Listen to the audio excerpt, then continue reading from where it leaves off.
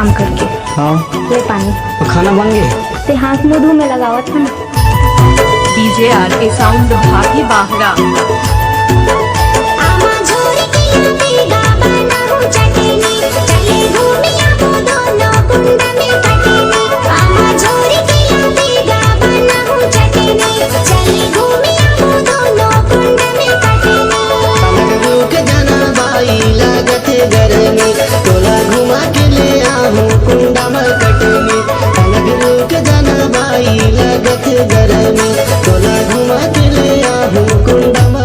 DJ अभी आपका हार्दिक स्वागत करता है।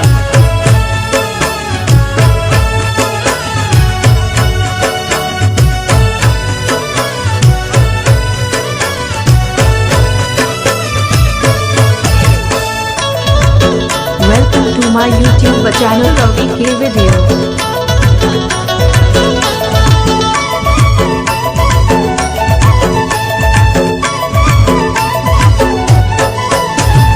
गर्मी में गरम भात खाए मजा रते हाथ, चावल के पेज बना ले पी ले वो साथे साथ।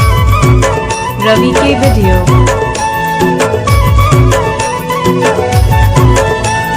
गर्मी में गरम भात खाए मजा रते हाथ, चावल के पेज बना ले पी ले वो साथे साथ। ले दे हूँ तोर बरना के नथनी, ले दे हूँ तोर बरना के नथनी।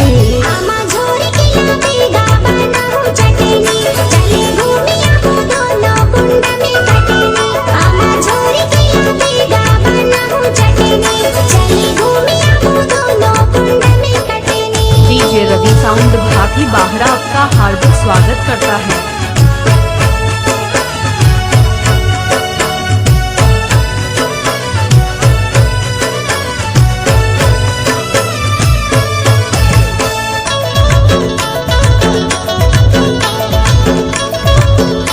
सब्सक्राइब करें हमारे यूट्यूब चैनल को और सुने नए नए छत्तीसगढ़ी गाना।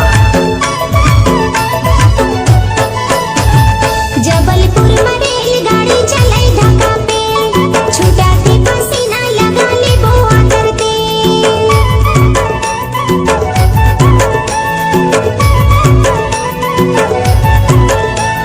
जबलपुर में रेलगाड़ी चले ढाका पे, छूटा के पसीना लगा ले बुआ करते। तै मोरे राजा मैं तोर रागिनी, तै मोरे राजा मैं तोर रागिनी। अलग रुक जाना बाई लागत गर्मी, तोला घुमा के ले आहूँ कुंडा में कटनी। अलग रुक जाना बाई लागत गर्मी, तोला घुमा के ले आहूँ कुंडा में कटनी। डीजे आर के साउंड भागी बाहरा।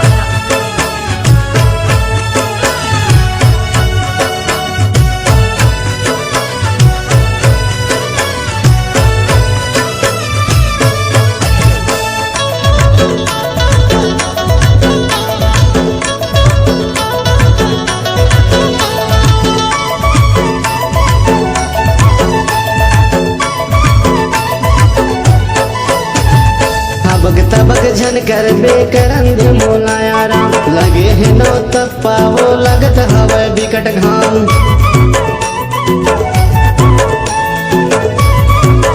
सब्सक्राइब करें हमारे यूट्यूब चैनल को हबक और तबक सुने नए झनकर नए बेकरंग छत्तीसगढ़ी गाना। मोलाया राम, लगे है नौ तप्पा वो लगत हवा बिकट घाम। लंबा यसला में बांस के डंगनी, लंबा यसला में बांस के डंगनी। आमा झोरी के लावेगा बनाऊं चटनी, चले घूमिया हो दोनों कुंड में कटनी।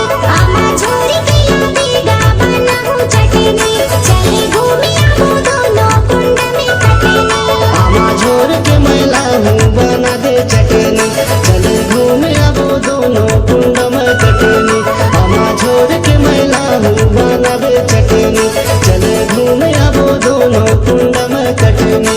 चले घूमे अब दोनों कुंड में कटनी, चले घूमे अब दोनों। सब्सक्राइब करें हमारे यूट्यूब चैनल को और सुने नए नए छत्तीसगढ़ी गाना।